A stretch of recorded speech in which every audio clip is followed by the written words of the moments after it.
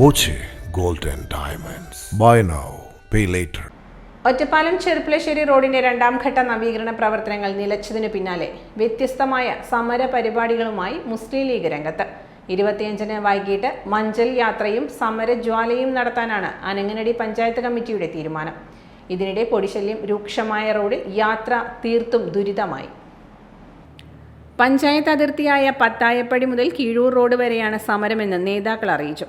ചെർപ്പുളശ്ശേരി റോഡിലെ ഒറ്റപ്പാലം മുതൽ കീഴൂർ റോഡ് കവല വരെയുള്ള ഭാഗം വീതി കൂട്ടി നവീകരിക്കുന്ന പദ്ധതിയാണ് നിലച്ചത്.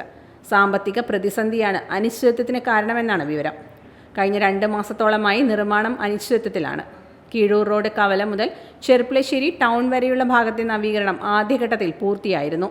സ്ഥലമേറ്റെടുപ്പും വളവുകൾ നിവർത്തലും ഉൾപ്പെടെ റോഡ് വിപുലീകരണം സംബന്ധിച്ച സാങ്കേതിക കുരുക്കുകളിൽപ്പെട്ട് രണ്ടാം ഘട്ട പദ്ധതി തുടങ്ങാൻ തന്നെ ഏറെ വൈകി. അനിശ്ചിതത്വങ്ങൾക്കൊടുവിൽ കഴിഞ്ഞ ജനുവരിയിൽ തുടങ്ങിയ പദ്ധതി 1 വർഷം പിന്നിടുമ്പോൾ പൂർത്തിയായത് പാതയോരത്തെ ചാലുകളുടെയും ഏതാനും കലുങ്കുകളുടെയും നിർമ്മാണം മാത്രം. ഊരാളുങ്കൽ ലേബർ കോൺട്രാക്ട് സൊസൈറ്റിക്കാണ് നിർമ്മാണ ചുമതല. 54 കോടി രൂപ ചിലവിൽ KRFPയുടെ നേതൃത്വത്തിലാണ് നവീകരണം.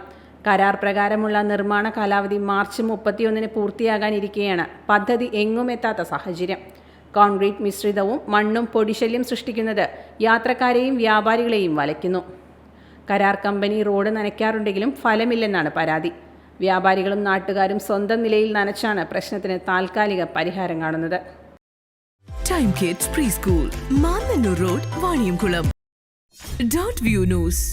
കാഴ്ചകളാണ് ലോകം, കണ്ടു തുടങ്ങുക.